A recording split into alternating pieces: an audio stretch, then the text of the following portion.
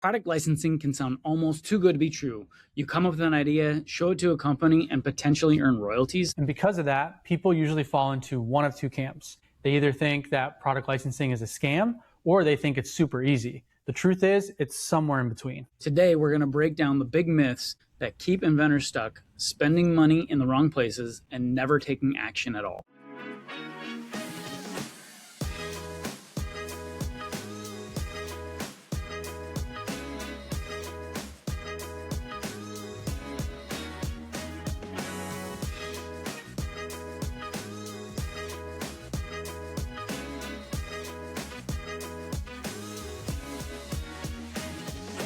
Welcome to the Invent Tribe podcast, where we help inventors, entrepreneurs, and creators turn their ideas into real opportunities through product licensing, product development, and smart entrepreneurship.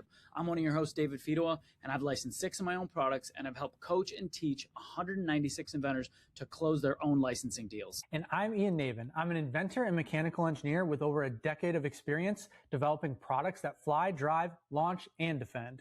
Each week, we'll discuss the ins and outs of product licensing, share real success stories from inventors just like you, and bring you conversations from industry leaders and companies looking for that next great idea. Let's get into it. So last week we talked about the difference between product licensing and self-venturing. And now we want to get a little bit more into licensing, maybe especially because a lot of you have been looking into product licensing now. And we want to talk about the myths that come along with that. So the first thing we want to really discuss is that licensing is not magic and it's not a lottery ticket. It is a process, and like any process, it gets easier when you understand and build confidence in the steps. So David, a lot of times people feel like licensing sounds too good to be true. What do you have to say to that? I mean, for a lot of inventors, in a way, it can be, right? Because it can take the heavy lifting out of it. But the myth about it is like, everybody thinks it's like, all right, I just came up with this idea, then it gets licensed, and then I, just collect my royalty checks and buy my private island and off I go. And it's like, that's not the true reality of it. It's really, it's a process. It's a business. You're developing skills in which you need to learn, right? Like there's very few people that walk into this business and I guess I like to relate it to hitting a major league fastball, right? You're never going to never practice baseball in your entire life and step up and hit a 97 mile an hour fastball. No, you're not. And that's the whole thing about licensing. Like you're developing skills, you're learning and understanding, you're connecting with the marketplace, you're developing relationships. So it's that process that Ian kind of touched on earlier, was that it's not just like this magical process where it's just like, all right, my idea's out there and now the $1 million check comes in. It's, you got to learn, you got to work, you got to do these things. It's not a get rich quick scheme. It's a, if you work your butt off, you can get rich long-term scheme, I guess you could call it. Absolutely. Yeah. I mean, and a real product licensing journey, like you talked about, it's a process. You have to walk through these steps. And so typically these steps, what that's going to look like for most people is, first, you got to find a problem to solve. And you got to make sure it's a problem that a lot of people are looking to solve, because if it's something that's a very niche, it's going to be harder to, get into companies. So finding that good problem to solve and having a solution for it is the first thing. And then it's really, we can talk the process and how we walk through our licensing journey, but it's really researching the solution and making sure that your idea doesn't exist. And if it does exist, how can you position yourself around that? And then it's positioning yourself with prototype companies and finding out which companies would be really great to, show your prototype to, or your marketing material, and then just getting feedback. That's always one of the best things. And we'll talk about that later in this podcast, but it's probably one of the best things that can happen to you, is getting that feedback from these companies, because they're the ones involved. They know what they want. They know what the industry wants. So it's always awesome to listen to their feedback. And then really it's just persistence and consistency. So that's a lot what David was talking about. It's a learning process. And a lot of people think that, like just stepping in and hitting that 97 mile an hour fastball, it's not that easy. This process can take a lot. And it's even like, I like the analogy of working out too, because you have to build these calluses, right?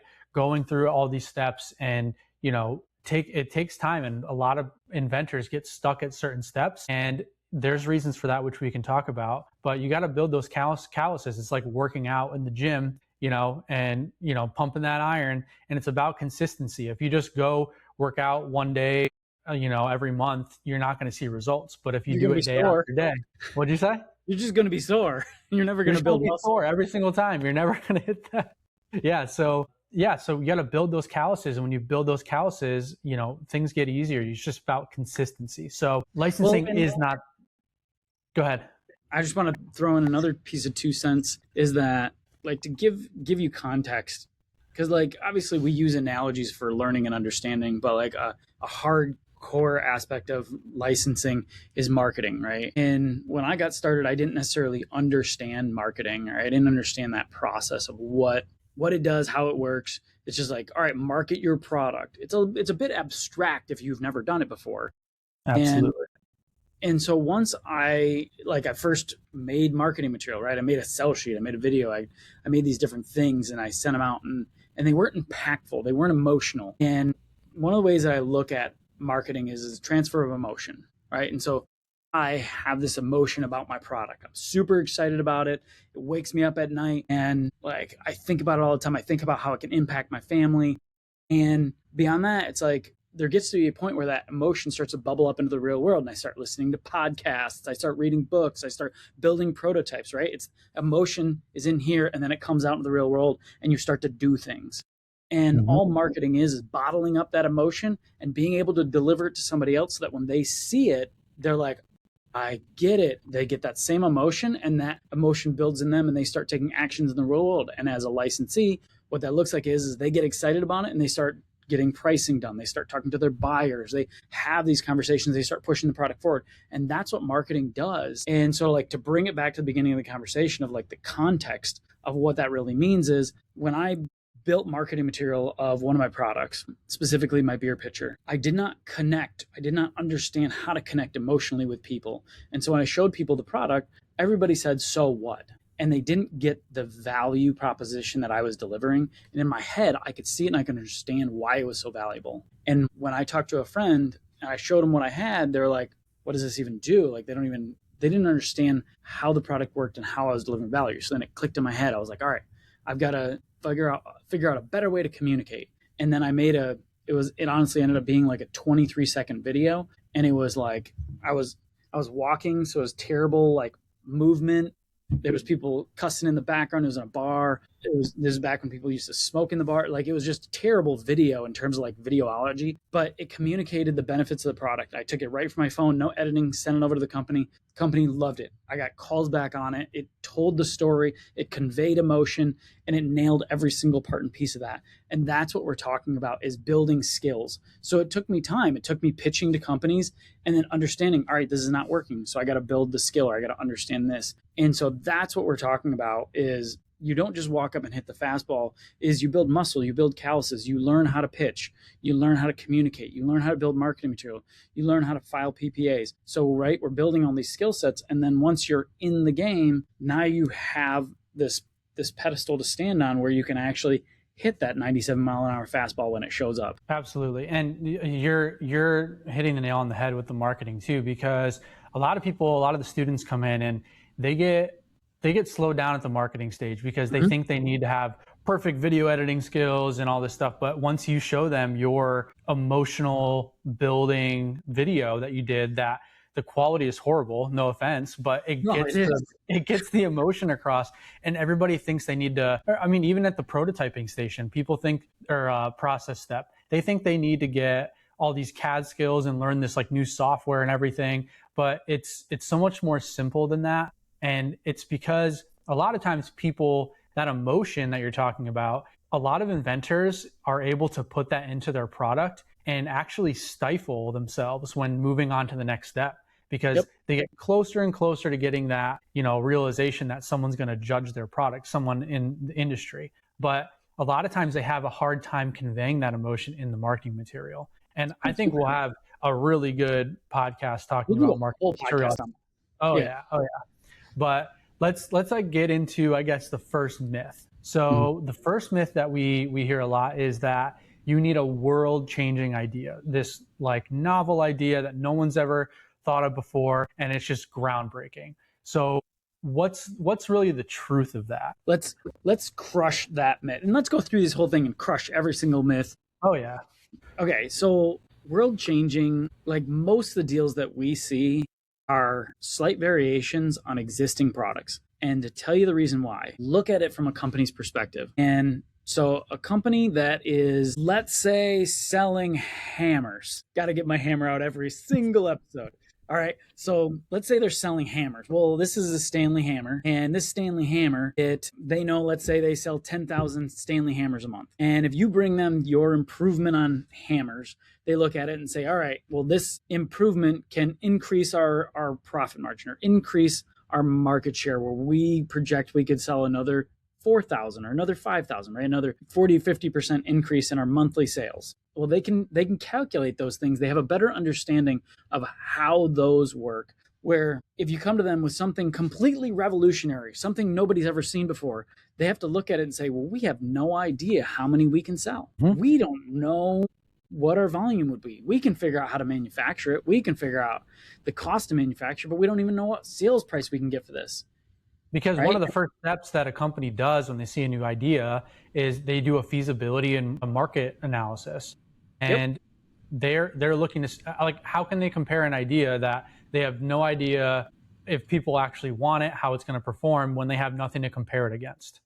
So that's what you're talking about, is those small improvements to extend a product line that they already know is performing well, or it's hitting a pitfall of a product that they know, on this hammer, for example, oh, well, the surface area that's striking this is not great. And here's this new, improvement to that's going to, change it. Everybody's been knocking this thing, giving it 3 stars because of this issue. And now you have this solution that gets them up to that 5-star perfect product. That's the kind of things that the companies are looking for. Well, and I mean, not to drag it out, but it's like companies are looking for evolutionary, not revolutionary. So when I get an inventor that calls me and they're like, hey, I got this revolutionary new product. I'm like, well, all right, let's probably put that one aside and let's look at what other evolutionary products you have, because those are much more licensable. And, revolutionary type products, the Dyson vacuum, not only the technology, but the price point is revolutionary. It was a fact that vacuum 2x or 3x the price point of vacuum cleaners at that time. No company was going to look at it.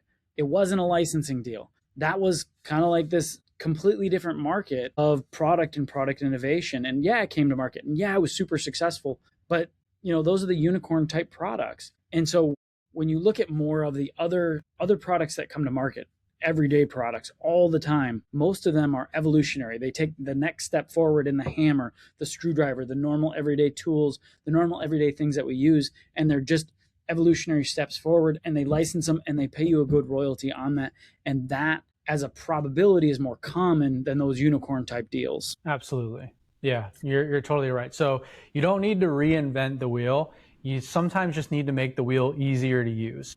And a lot of times too, I think something that I see when people talk about their groundbreaking ideas, or just ideas in general, and they get discouraged, and I used to too, but I started looking at it through a different lens. So sometimes people will do a really cool, simple improvement on an idea, and they get down in the dumps when they find out. They do their research in the research step and find out the solution exists, right? And that can be kind of devastating. And so people start to change their mindset and start to think, well, maybe I have to think bigger and think different. And, my perspective of that, because I used to think the same thing, is like, oh, I need to change how I think. My new perspective started coming like, man, I thought of this idea and it already exists. That must mean it's a good idea. Like someone's using it right now.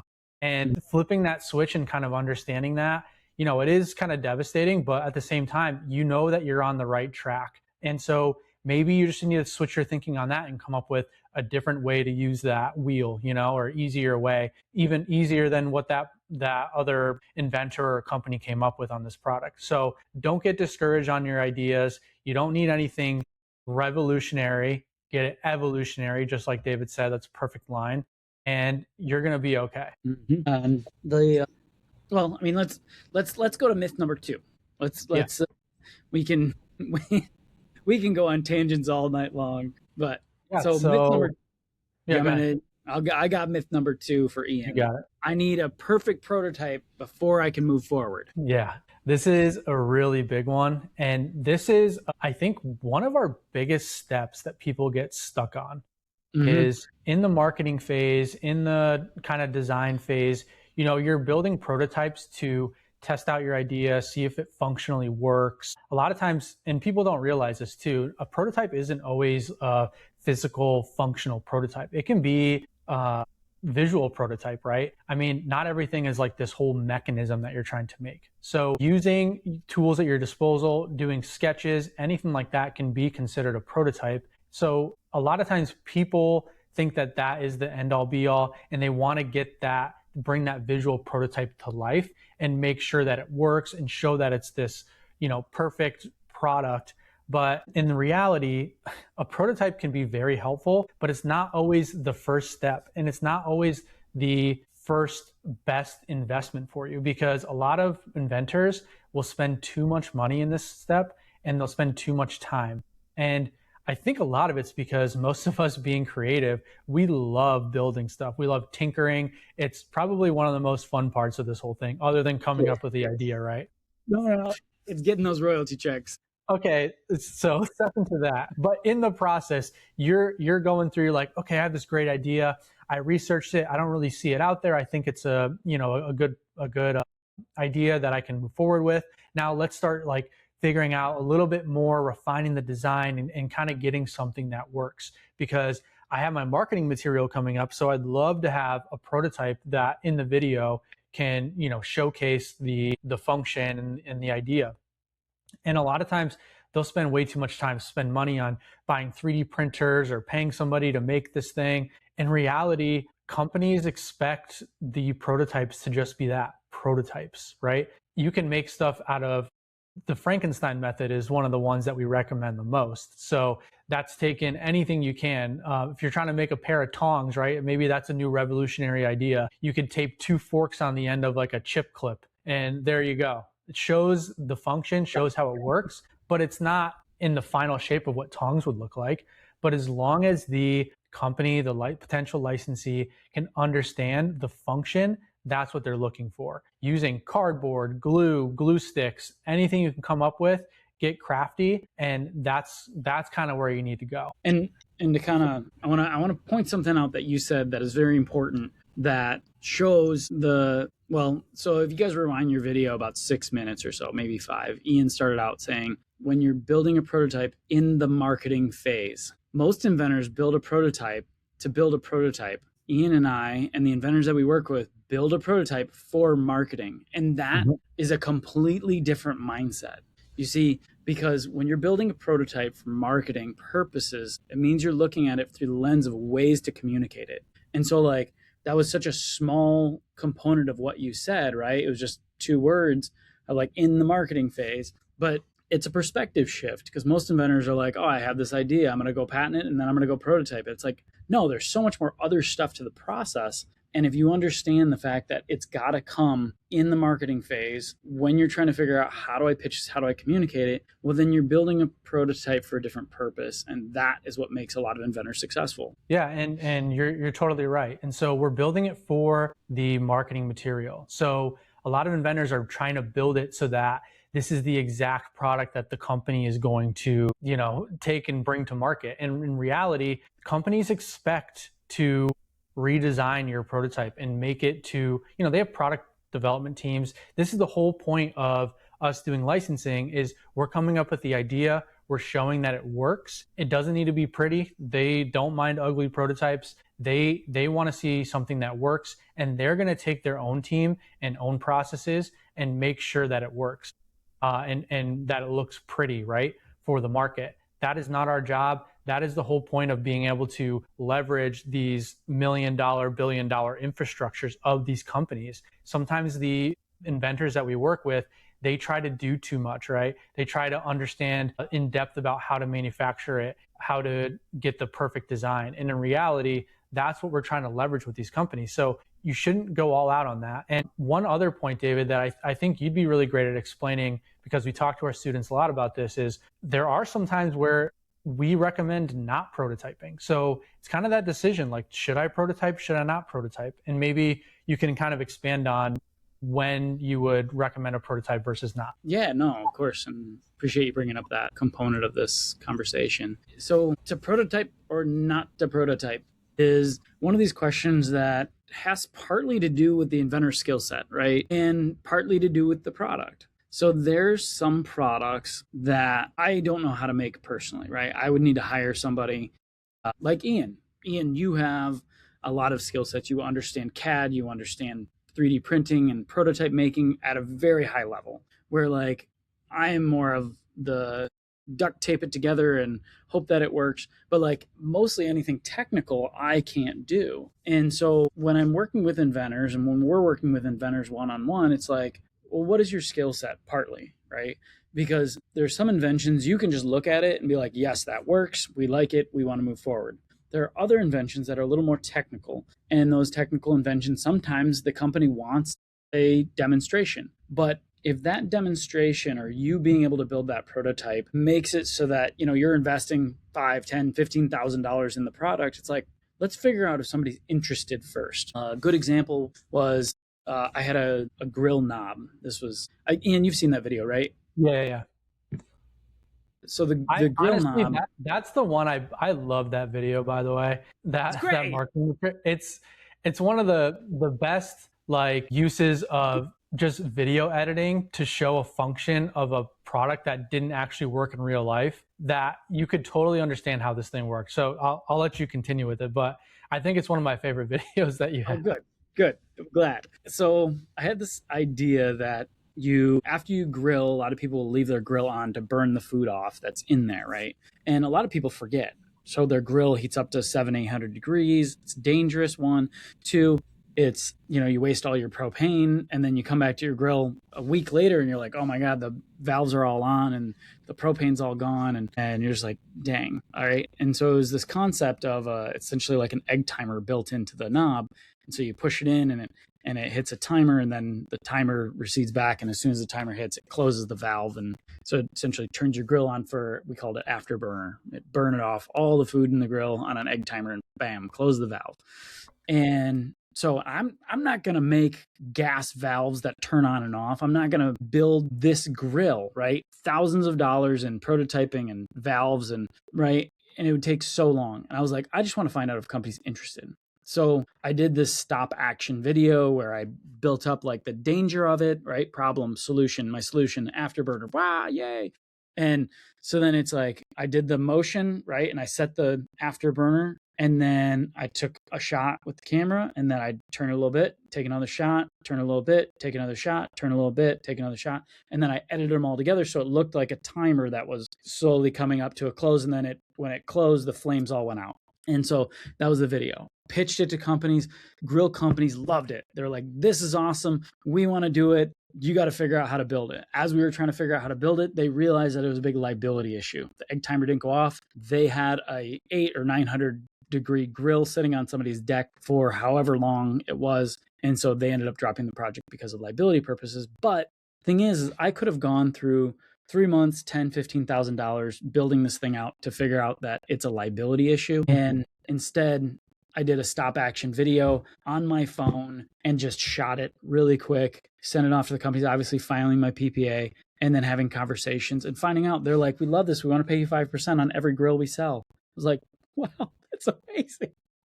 Well, so, you said something really important there too, is that they were interested and then they said, let's get something built. And most of the time that's going to be the case. If a company is interested and they actually want a working prototype, they will let you know at that point. And that's when David's saying, okay, if that's the case, then let's start building up some prototypes, etc. Pour the gas on the fire, get it going. Exactly. So, but if a lot of times companies don't want you to make a prototype. I mean, it can be the case sometimes, but a lot of times they have their own ways they want to design it, the way they want to do it. Even one of my first products, I spent all this time doing CAD to make it look how I wanted to. I ended up buying something on close to it and just using a speaker inside of it. So it showed the function, and in my video, I made it look like it worked, but it really didn't. And at the end of the day, I spent all this time in my CAD making this visual prototype for my marketing material, and they loved the product idea, but they ended up making their own prototype, and it looked completely different than what I was thinking it was going to look like. But like, I mean, think about all that time that you spent, and they're going to put their own thumbprint, their own fingerprint on it. They're going to redesign it anyways. It's like, why waste? I mean, and I mean, circling back to, I need the perfect prototype myth. This is exactly it. Like, you spend a lot of time, you have the skill set and ability, but yet they still wanted to change it to their style and their people. And so it didn't necessarily matter. So it's not like, I guess, to bust the whole myth and put a ribbon on it is like, you don't need to deliver them the perfect prototype. This is a tool that you're using to communicate the excitement and the emotion surrounding your product so that you get them excited, and that tool gets you in the door.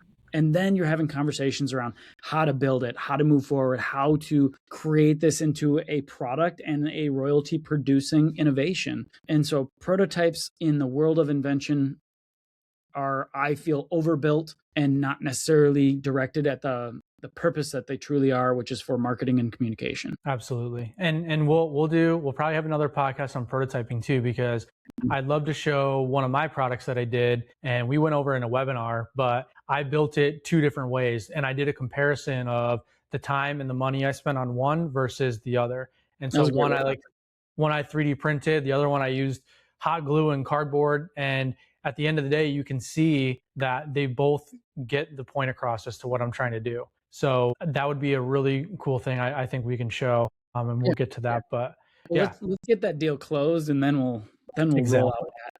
That is true. All right. So myth number 3. So we're past the halfway point here.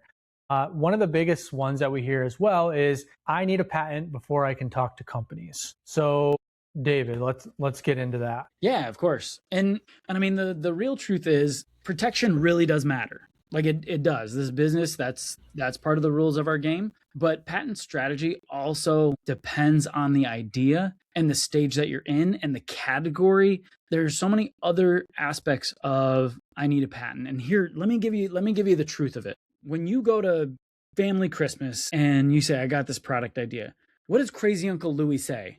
Oh, go get a patent. Somebody's going to steal it from you, right? And that's like, you always got a family member or friend, go get a patent. It's like, well, okay. Easier said than done, first of all. Yeah. Like, what were you saying? I said easier said than done, first of all. Yeah, 100% easier said than done. But at the same time, like, I've helped close almost 200 licensing deals, and my first thing is not go get a patent. It's, you need to understand the market. You need to understand because like, patents aren't cheap. You are making an investment in an opportunity. And so it's like, there's a lot of times better tools that were created for us as inventors to use to communicate our product to companies in a safe way, right? Provisional patent application, PPA. And so that we can communicate our product to them and see, hey, do you like this? Oh, you do? Great. Well, now I can take that PPA forward into a utility patent and get a full patent filing, and I can have a company. And this gets into the topic of speculation versus investment in products. And I know we're going off topic, but that's what we do as inventors. It's speculation. A lot of inventors, when they get started in this process, they look at the product and say, well, this is going to make millions, so I can spend whatever I need to make this work, right? So they start throwing money at it. All right, patent, prototype. Oh, I need to hire a marketing company. Oh, I need to do this. Well, in reality, that's not necessarily the case. That's all speculation. You're just tossing money at it. Where investment grade is when, let's say you filed a provisional patent application, a PPA, you have built proper marketing material that's emotional, gets people excited, and then you pitch to a company. A company says, we love this, we want to pay 5%, but we need you to file the utility patent. When you come back to the company and say, I'd love to file that utility patent for you, what is it going to look like once we get this utility patent filed? What is our deal? How's our structure? What kind of margins are we looking at, right? And so now you're taking that, and this is the conversations that I have. I have these conversations all the time because I want to figure out if this is an investment or I'm still in speculation. Like, well, you also have to look at the risks too, right?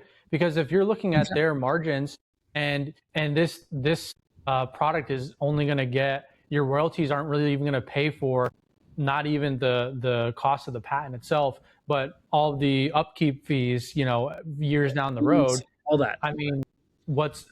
If you're just looking to get your product out there just to have a product out there, fine, but you're really losing money on it at the end of the day. And the point of this is so that you can get this passive royalty, passive income that you can, utilize for years to come.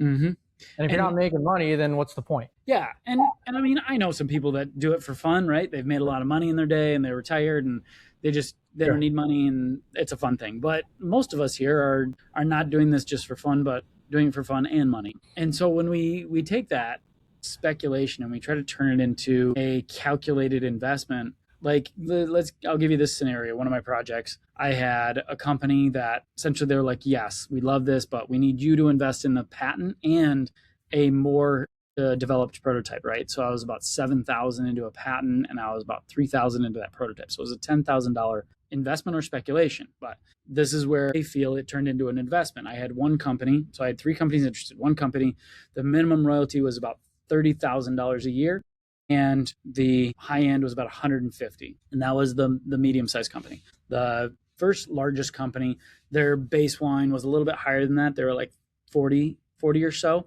and then their high end was about 200. And then the smaller company, or the smallest company of the three, it was even lower than that. And so when I was looking at it, all three of them wanted to see the prototype and wanted to see the patent filed, right? So I was $10,000 in, and I had the potential of between 30 and about 150,000 of royalty and the safety of three different companies wanting to do it. That to me is investment, where I have multiple opportunities, I have a payout that can happen, and a money that I have to put in. Where a lot of inventors, when they get started in the early stages, they're like, oh, well, I can pay for a $7,000 or $10,000 patent because I'll make millions.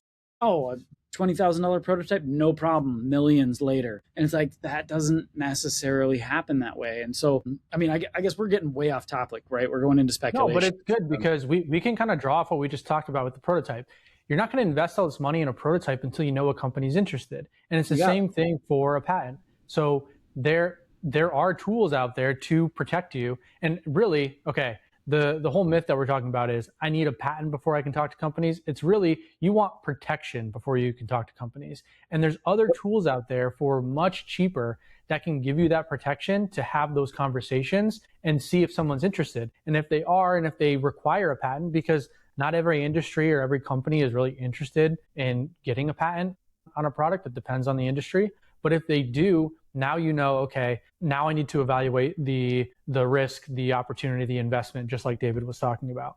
So it's not always companies caring about patent status. It's usually more so, hey, like, do you have any kind of protections? And then they kind of get more into the conversation of, all right, well, is this actually licensable?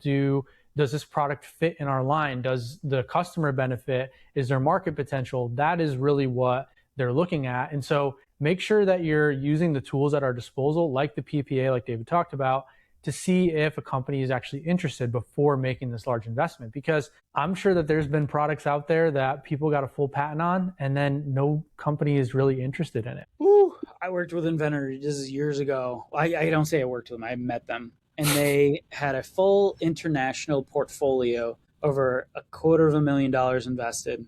And they went out to pitch to the marketplace. Once they had that in place, they were so sure of their product, and they couldn't get a single company to call them back because they weren't interested in the benefit, right? And so they spent $250,000 on their patents, international filings, right? You can spend so much money because they were so sure on the success of the product, and then they pitched it and didn't get interest, right? That was speculation, and they got stuck in it. And also I wanted to, when we say a PPA is protection, it's to be clear on it. PPA is actually the option for protection, because a PPA is an application. And this is, a lot of people call PPA protection.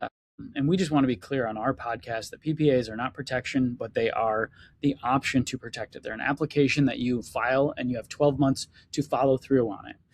Right. But you can consider your product patent pending in that period, but you don't truly have protection until you follow through to the utility. Right. And when we talk protection, it's the protection part of that is because you have, like David said, once you have that application in, you have a priority date. So you're the inventor. If you have that idea submitted on this date, then you have priority to protect that idea within that year that David's talking about. So if you go to pitch to a company and you have this PPA filed, you know that you have priority date on this idea. And so when you talk to this company, you're not going to feel at risk of giving them your idea and then not having priority on it. So they could go behind your back and file, you know, a PPA on it if they wanted to. We'll talk about that myth in a second, but that is really when we talk about PPA, like David said, it's the option to protect, but you get that priority date, which is really important. And that's a really cool tool at your disposal for a very cheap price. Mm-hmm. And the PTO created it for us. PTO is Patent and Trademark Office, is they created it for inventors so we had a less expensive way to shop our ideas and figure out if they're valid, if they can make money, if people actually want them in the marketplace. Because it's kind of silly if you spend $10,000, $15,000 on a patent and go pitch it, and companies are like, no thanks, see ya. And it's like, wow, man, I just wasted all that money. So patents are not, I guess, to go back to the myth we talked about, I need a patent before I can talk to a company. It's not necessarily the case. You need patent, understanding a bit more about patent strategy, but using a provisional patent application can really help you so that you can have those conversations. And this will kind of lead into myth number 4, but companies actually like you to have the patent. They don't necessarily think it's for you, it's for them, right? Because when you're pitching a hammer, the other company that you're pitching to probably makes hammers. And so it creates a line in the sand of this is what I have and this is what you have, if there's ever any confusion. And so when companies look at it, they're not necessarily looking at it like, oh, you need a patent. It's like, no, like you as an inventor need the patent for yourself because we want you to have it from our perspective. And I know that's a little bit confusing, but they want you to have patents so that there's clarity if there's confusion. And that's really what they want. They're not looking to steal it. They just want clarity so that they know what's theirs is theirs, what's yours is yours in certain scenarios.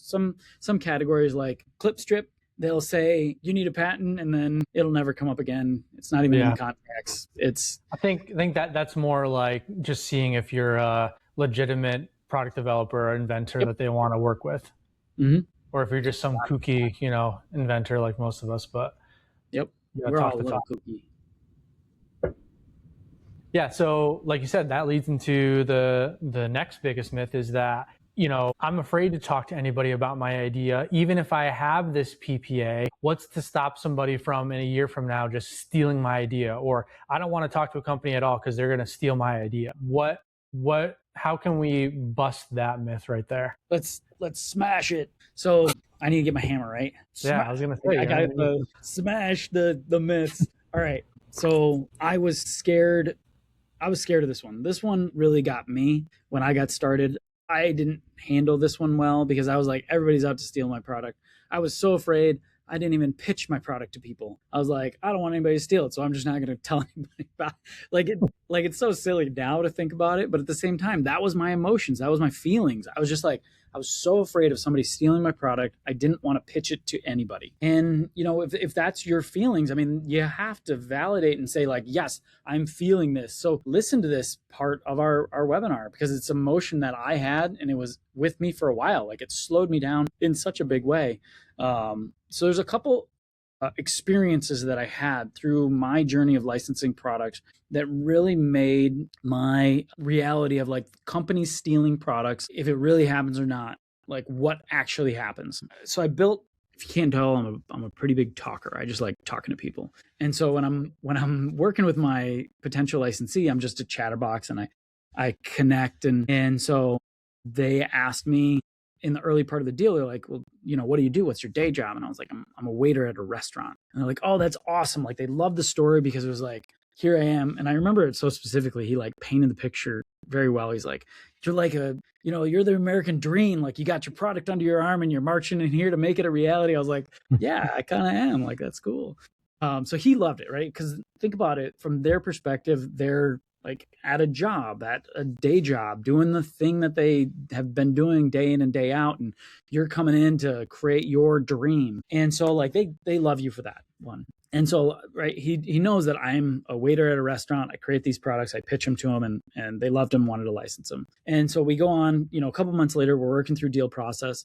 And I was like, the guy's name was Mike. I was like, Mike, why don't you guys steal this from me? And he was, I don't know if he was like a little shocked by the question, but he's like, here's the reason. Well, no, sorry. I said, why don't you steal this from me? Like, you know my background, you know my like financial resources. Like, why don't you steal this? And he's like, all right, multiple reasons. He's like, number one, he's like, I have to sit down at a boardroom table and convince my coworkers that we steal things. Like that's how we do business, right? And we have to, and not that, that we're an unethical company, right? And at that boardroom table, and he told me, he's like, at that table, nobody's going to be like, yeah, this is a terrible idea. I mean, somebody might, but at the same time, everybody might walk away and be like, I want to find a different job. I want to work somewhere else because we're a company that does these things to people. And so he's like, emotionally, he's like, that would just kind of tear our company apart if they knew day in and day out we just went around stealing stuff. He's like, that's number one. Number two, he's like, we launch 5, 10, 15 products a year, and there's a handful of them that just flop.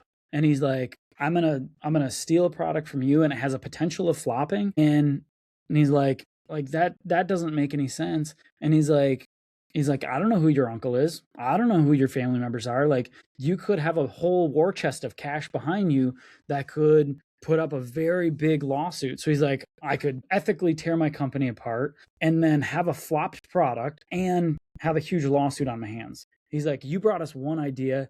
I'd rather pay you the 5% and have you continually bring us more and more awesome ideas and have that relationship and grow together than have all those terrible things happen. He's like, it just makes more sense to be a business partner. And so that was the point in which I was like, oh, you're right. Like, it makes way more sense to partner with Inventors. And so that like lifted this huge boulder off my shoulders. And I just started pitching freely at that point. I understood that it was like, this is the difference.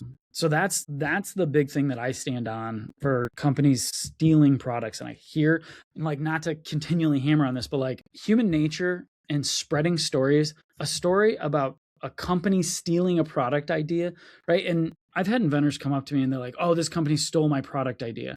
I'm like, did you pitch it to him? He's like, well, no. It's like, did you file a patent? No.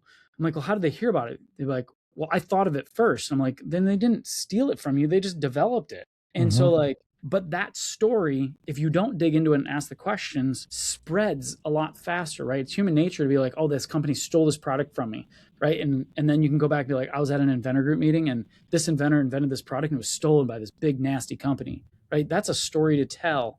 And so those stories get circulated around even though there's no validity to them. And so that's why this like fear gets passed around the inventor community that companies steal product ideas. And to like not put a bow on it, but I had another company when I was working with them I asked him kind of similar questions, and the company was like almost half joking. He's like, we don't steal from inventors. We steal from other companies. I'm like, I just had to laugh because I was like, okay. Like, he's like, yeah, that's more kind of common in the industry is like when it's an inventor's product, we don't steal it. But if it's developed by our competitors, we'll try to design around it. And I was like, okay. Yeah, I mean, that does happen even in my last job in aerospace industry. Yeah. I remember we would make special parts with like crazy marking that has nothing to do with what the part is, just because we knew it was going to be used in certain regions of the world. And so we were like, we need to make sure that this can't be reverse engineered or anything, because there are people that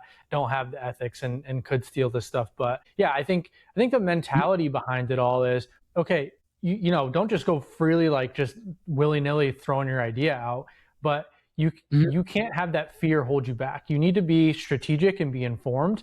But that's where, you know, us talking to you about the PPAs, et cetera, is where that comes into play. Because, for example, like you're talking about, if a company did steal an idea for whatever reason, you laid out so many reasons why they're not really into doing that.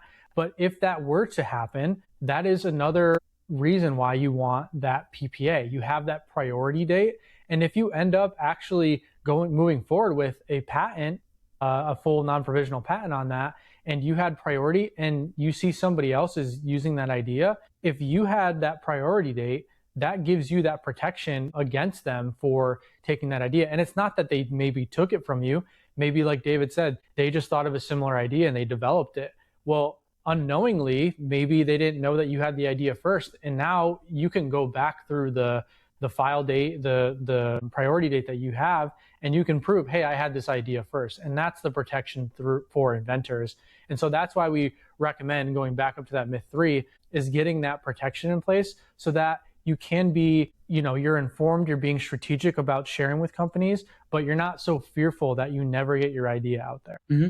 And not many people know, but I've filed a lawsuit for infringement. Like, I've had my product stolen, and I crossed my T's, dotted my I's, filed my PPA, and did everything right. Launched licensed, launched my product. After it launched, about 18 months later, a competitor came out with a very similar product. But that was the thing.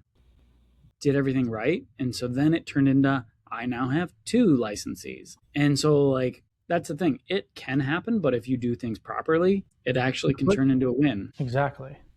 So just be strategic, protect yourself, and make yourself, feel good about pitching to companies by taking the right steps, making sure that you're, not getting a full patent on something that you don't even know that somebody's interested in, but protect yourself in a way that you give yourself the option to do that, and you get that priority date, you move forward, and that is the best way to be non-fearful, getting your idea out to the most companies possible, because the name of the game in this, it's a numbers game. Talking to a lot of companies, getting your idea out there. You're not just going to call one company and get a licensing deal. So you're going to have to talk to a lot of companies, and having that option to get the full patent and the protection on this is going to give you that freedom and feeling of, okay, let's crush this. Let's go talk to all these companies. Because if you don't have that, I can see you being a little weary and not wanting to, pursue your product in that way.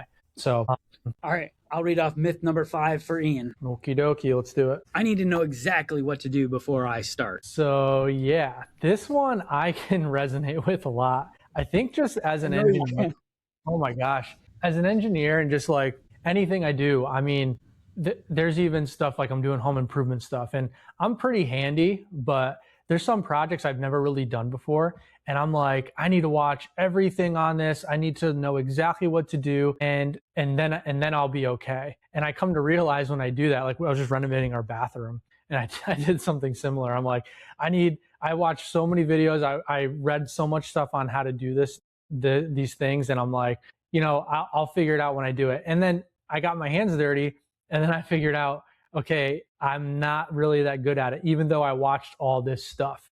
And I thought I knew the process perfectly from start to finish. And realistically, what I learned is you just got to kind of start getting your hands dirty. You're going to make mistakes, and you're going to learn from those mistakes. And that's what's going to build those calluses, build that, that fire in you to keep moving forward, and just understand the process in a way and have that confidence as you do it again and again. And this happened to me in my bathroom. I started off, things were really bad. And as I kept moving forward and I repeated the process, I became so good at it that I, want to do more renovations now. So that's the goal with the licensing journey is, okay, you don't need to know every single step in the process, because right away and perfect it in your head, you have to start taking action. So learning the first step, going through that first step, taking your time and building the confidence is really what we want to do. You don't need to understand, David and I are talking about PPAs and patents. You don't need to understand everything about patents. You don't need to understand prototyping, know how to 3D print, market research, and looking at patents. You don't need to understand how to make a perfect video and edit it and reach out to companies and find the right companies. You just need to take the action to start learning the process. And the best way to learn is to take that action, start doing it. And that's, even with this licensing journey that I started on, I read so much stuff on product licensing, and it wasn't until I actually started in the process, I found out I had no idea what I was doing. And David was able to coach me through each step, and it built my confidence in each one of those steps. And I did my best not to look forward. I think a lot of inventors are focused on, okay, what's the next step, instead of perfecting the step that they're on. And because they want to, they're emotionally invested in their product. They want it to be, successful. And so they start looking forward, or they get stuck in the one spot and they don't want to move forward, but they're not putting in using the right tools, getting the right effort in. So I really think you don't need to know what to do for the whole entire process. It's about learning each step. And that's where that sequence that, we have a sequence for our 5-step licensing journey steps. It's where we can help you and learn those, growing pains of each step. And so when you build the confidence in that and move to the next one, and you get the whole licensing journey, all your next ideas and products, they're going to flow so much better. And to add on to that, and this is something that is kind of it's a secret that people don't necessarily know. Most inventors that license products don't license their first product. And so when people come into this, they have like, this is my baby. This is the reason I'm getting into it. And it's like they start there and they pitch it and they realize that it's like, oh, so all I've got to do is build some marketing material, file a PPA, pitch to companies. And I just got to find a company that says yes. And I can essentially license a product. And they're like, okay, well, now I understand the concept, right? So the first product, they usually understand the concept. And so what a workflow typically looks like for Inventor is they overstudy, they try to learn every single step of the way, and then they finally start and realize that, learning how to swim from a book doesn't necessarily work, and learning how to license from a book doesn't necessarily work. It's like you get in the game, you actually start doing your doggy paddle, you learn how to backstroke, and you learn how to do all these different things in the pool. It's like that's where you learn. And so like I'm a little bit different. I read one chapter of one book. It was Harvey Reese's $1 Million Product Licensing book, and then I like got done with chapter 1. I was like chucked it and just like went for it. Dove in. Yeah. And so like, but that's one of the reasons I think I became a very good coach, was because I was terrible at every step. Right. And so like I see good coaches typically have a hard time learning different aspects of the process. And because then most of the time they've gone through the struggles or the same struggles their students have gone through, where it's like if you find an athlete that's like a really phenomenal athlete and is just fast and explosive, and it's like they don't know how to teach those things because they never had to learn them. It's just like their physical body already had those capabilities. And so part of my mentality was like, read a chapter, chuck a book, and start going. I was like, well, I was terrible at marketing. I was terrible at calling companies, but I learned through those. And that's what made me a great coach for people, because a lot of people, they go through a big study period. They watch 100 YouTube videos, they read every book. And then when they actually get in the game, they realize that they didn't necessarily learn how to do it. They learned about it. And that's the difference. And that's where I want to pull people in and say, just get in the game, start calling companies, start pitching products, start doing these things. And you'll learn so much more in the 3 weeks of doing than you would 3 years of learning. Absolutely. And that's where, I tried to learn the full process, and then I got into the game and I'm like, whoa, I learned about this, just like you said, and I don't know actually how to do it. But I ended up taking, when I got in the game, I ended up taking my, my engineering experience and, stepping through the process. Typical product development is, working through the waterfall, each step. And I became, instead of being obsessed with the full process, I became obsessed with each step. And that's where I was able to be successful, because I just focused on that step. There's so much to learn in each step that once you master those things and you move on to the next time you come around to it, you're going to be really good. And that's where David says, a lot of times, even people doing that, you're not going to always license your first product, because like he talked about, you're emotionally invested in that. It's your baby. And a lot of times we try to get people to sort of move away from that, especially on their first round of this, because they get too emotionally invested and they don't want to move to the next step. And we try to get people to understand that you need to fall in love with the process, learn the process, master the process, and not be in love with your product, because we want you to be excited about it, because that'll help you take it through all the way. But the more simple the idea is, the more excited you are about it, of the simple idea, is what's really going to help you move through the process. Some people, they want to do these super complex electronics and they have a million features and they love this idea. They've had it since, they were 10 years old, and it's the product that they get stuck on every step, because the more complex your product idea is, the more complex each step becomes. And so you're not going to be able to move through that process that you're itching to get through so fast if you have such a emotionally invested or complex problem. And so that's where we can really help people evaluate their ideas and make sure that they're picking the right one for them, and to learn the process. And that's not to say that you can't license your first product. We see people do that as well. But typically, and not every single time, but typically that's because, like I said, it's a simple product. They're invested in it, but it's not their baby, because a lot of time our babies, we don't want to get rejected. Yeah. Well, like, and we can go back to, I think it was myth number 1. I forget which one it was, but like, I was so emotionally invested in my first products that I had a hard time pitching it. I wouldn't tell the world about it. Like, I wouldn't get it out there. I wouldn't do anything, like, because, it was about stealing. Because I was like, I love my product so much. It was my baby and I didn't want anybody to steal it. So I didn't tell anybody about it. And like, you're not going to be successful. Like you can't be. So Yep.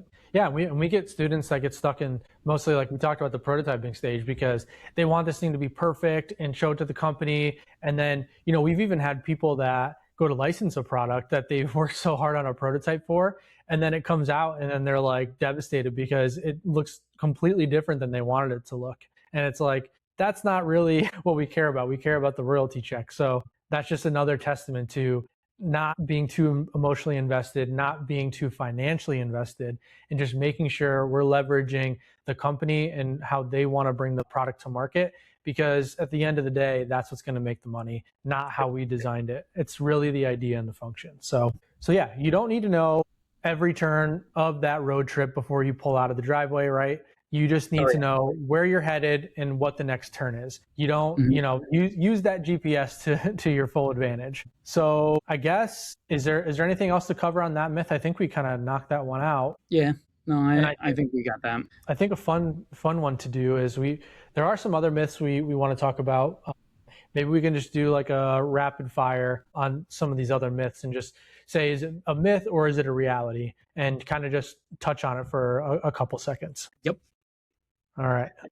I'll go first one. Actually, no, let me go first one because I want to do the second one. Yeah. All right. First one. You need to quit your job to become an inventor. Do not quit your job. Do not do it.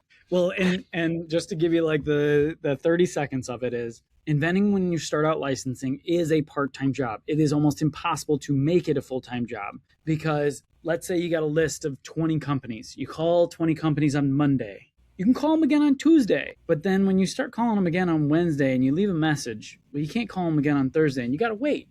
You got all this time. And calling companies, most of the time they don't answer their phone. And so most of the time a call is 1 minute.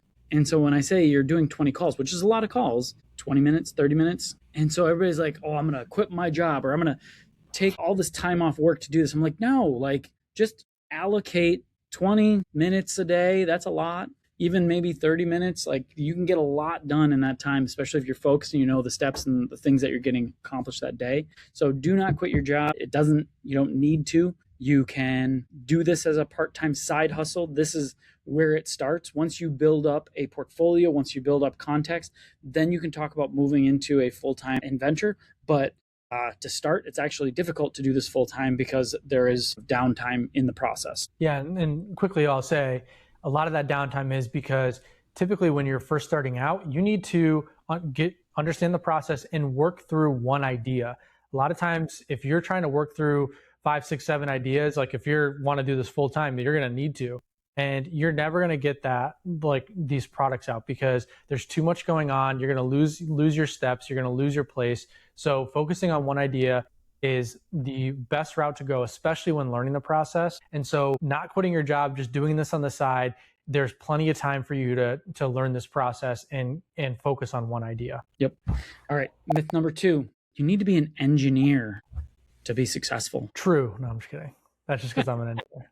This is also a myth. I'd like to say that it's true because then I would say that I can, license 1,000 products, but this is not the reality. Most of the time, actually, people that we work with don't really have a technical background.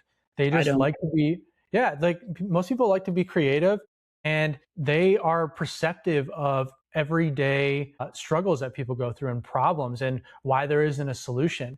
And these people are typically just pretty creative and coming up with things. A lot of times people are coming up with ideas working on the job of doing whatever they're doing. If they're a stay-at-home mom or they're salesman, whatever, day to day, they see something and they come up with a way to fix a solution or a problem that they have. And those are the kind of ideas, simple ideas that are the most licensable. So typically an engineer, you're going to be a little too technical and you're going to try to do too much. Not everyone, but I'm just saying from the background and what you have to do typically in an engineering company, there's a lot of steps. There's a lot of technicality to it. These are the type of people you want to throw your idea over to on the company side, the licensee side. So that's what you're taking advantage of.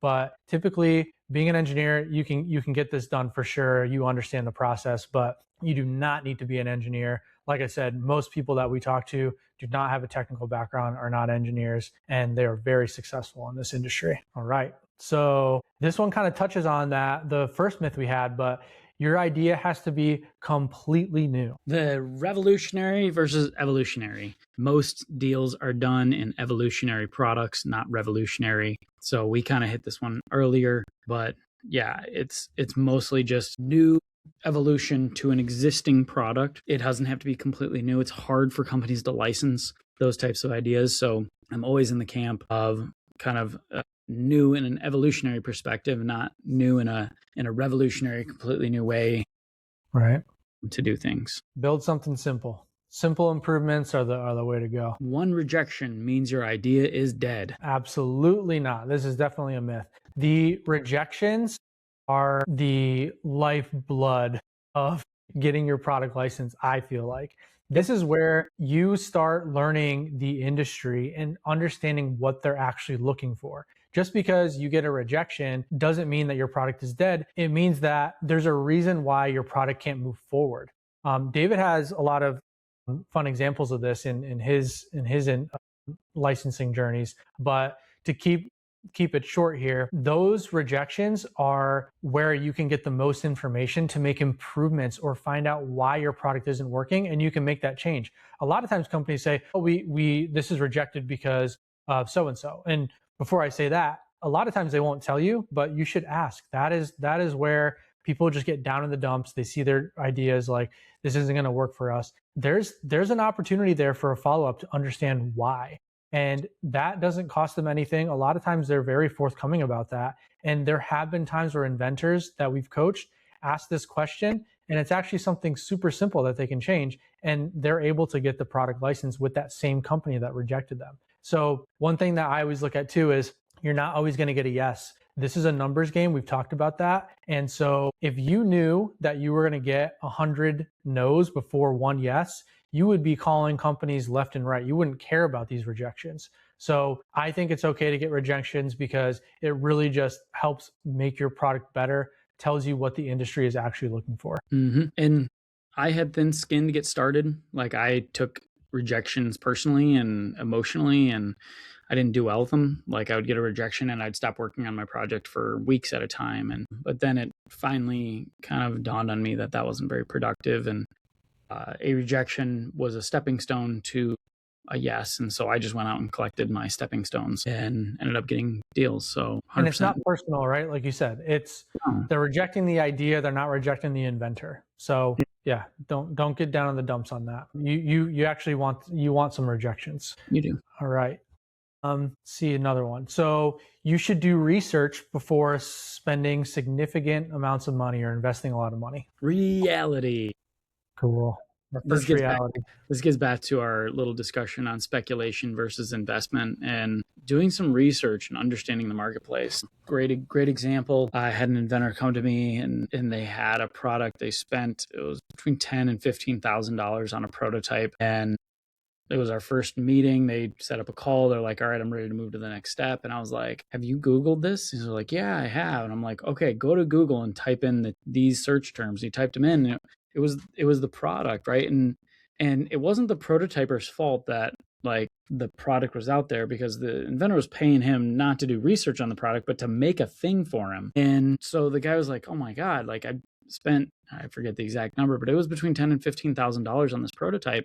And it was like, all it needed was a legitimate Google search. And a lot of us build up this emotional space where we don't necessarily want to find the product. And I'm guilty of it. Like so tell you my story. I had a product. It was this cool little, it was shaped like a present, and it was next to a Christmas tree. And you open up the top and you filled it with water, and there was a tube that ran into the tree holder, and it flowed water, right? The water pressure would just basically flow. So instead of getting underneath the tree and try to pour water in, you had this little present that sat out there, and you open the hatch. And I was like, oh, this is a genius idea.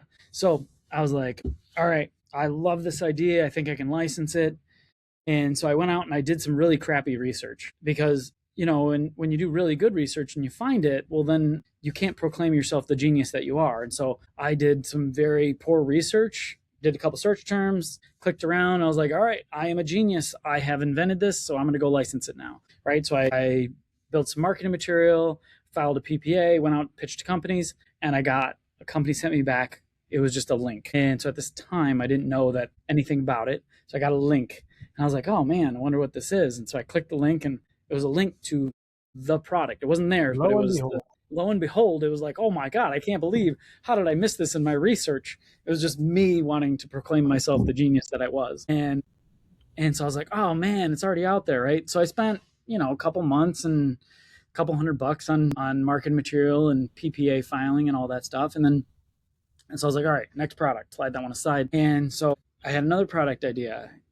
I did some more crappy research, and right. And I remember I told you guys I have a hard time learning things, so that's why I'm a good coach. So I went out and I did some crappy research and found that the product wasn't out there, and did a prototype, shot a video, pitched to companies, and I got another link. And I clicked the link and it was the product. And I was like, oh my God. And the worst part of the story is I had to do that 3 times before I started actually doing my research. So I tell everybody, like, research, do proper research. Don't do this like fake research where you can tell yourself that you invented the product. Like, do real research, because the reality is you start spending time and money on these projects and you lose out. Nobody else but you. And so the reality is research before spending any time or money into a project. Don't do what Dave.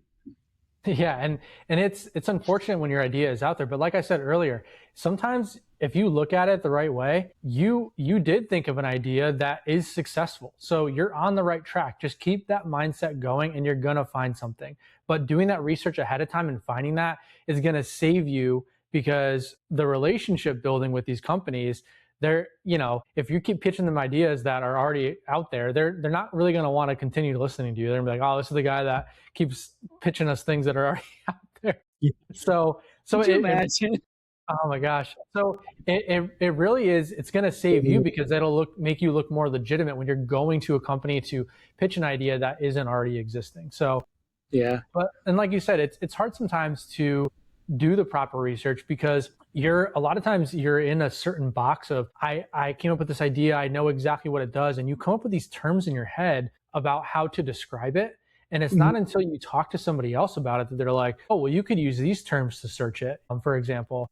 And, instead of saying this cup or this box or whatever, you could say any kind of container or vessel. And if you use those search terms with other, keywords, you might find it, and you might not find it with the other words you're using. So that's just the point, is making sure you're thinking outside of the box there. Yep. And I think last myth, getting feedback early can save you time and money. That is a reality. So getting feedback is always recommended. Whether, obviously we talk about feedback from companies, that's going to save you money.